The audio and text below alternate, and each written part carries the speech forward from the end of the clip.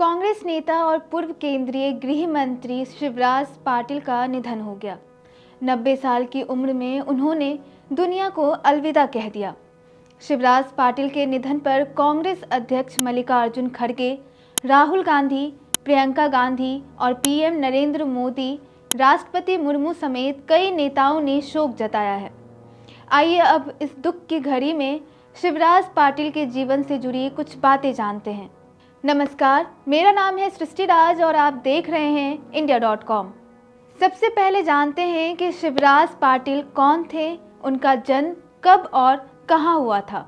शिवराज पाटिल का जन्म 12 अक्टूबर 1935 को महाराष्ट्र के लातूर जिले के चाकुर गांव में हुआ था। मिडिल क्लास परिवार से थे। उस्मानिया यूनिवर्सिटी से साइंस और मुंबई यूनिवर्सिटी से लॉ की डिग्री ली। लॉ की पढ़ाई के बाद लातूर में वकालत शुरू की। 1960 के दशक में लातूर म्यूनिसिपल के प्रेसिडेंट बने। शिवराज पाटिल भारतीय राजनीति के उन चुनिंदा नेताओं में शामिल थे जिन्होंने अपने लंबे सार्वजनिक जीवन में कई महत्वपूर्ण पदों की जिम्मेदारी संभाली। वे लोकसभा के स्पीकर रह चुके थे और विभिन्न केंद्रीय मंत्रालयों में भी उन्होंने जिम्मेदारियां निभाई। अब बात करते हैं शिवराज पाटिल के राजनीतिक सफर के बारे में। महाराष्ट्र के मराठवाड़ा क्षेत्र से आने वाले शिवराज पाटिल चाकुरकर 1973 से 1980 तक महाराष्ट्र विधानसभा के 2 बार सदस्य रहे। इस दौरान उन्होंने महाराष्ट्र विधानसभा के डिप्टी स्पीकर और स्पीकर की जिम्मेदारी संभाली। इसके बाद वे 1980 में शिवराज पाटिल 7वीं लोकसभा के लिए चुने गए। इसके बाद वे लगातार 6 बार 1984, 1989, 1991, 1996, 1998 और 1999 लोकसभा चुनाव जीते। इस दौरान उन्होंने कई केंद्रीय मंत्री पदों पर भी काम किया। शिवराज पाटिल लोकसभा के स्पीकर भी रह चुके थे। उनकी जीत का यह सिलसिला 2004 में उस समय टूटा जब वह भाजपा उम्मीदवार रूपाताई पाटिल निलंगेकर से हार गए। लेकिन राजनीतिक सफर के बीच एक वक्त ऐसा आया जब उन्हें अपने पद से इस्तीफा देना पड़ा। वैसे तो शिवराज पाटिल कांग्रेस पार्टी के विश्वसनीय चेहरों में गिने जाते थे।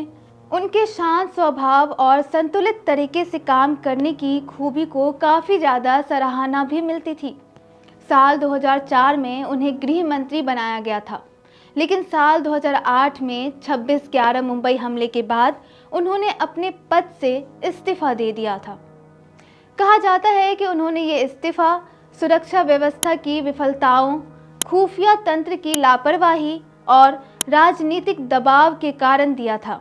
इसके अलावा एक और आरोप उन पर लगा था कि वह हमले की जानकारी मिलने के बाद भी तुरंत कार्रवाई करने के बजाय मीडिया के सामने बेहतर दिखने के लिए बार बार कपड़े बदलते रहे थे। सिर्फ इतना ही नहीं, शिवराज पाटिल अक्सर विवादों से भी घिरे रहते थे।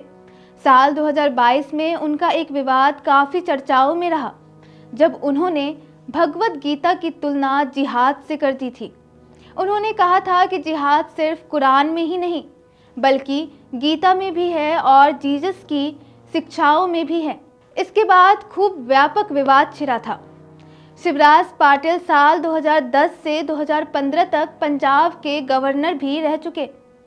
साथ ही उन्होंने कई किताबें भी लिखी है, जैसे कि OCD ऑफ माई लाइफ। ये थे शिवराज पाटिल के जीवन के कुछ किस्से। बाकी तमाम खबरों को जानने के लिए देखते रहिए India.com।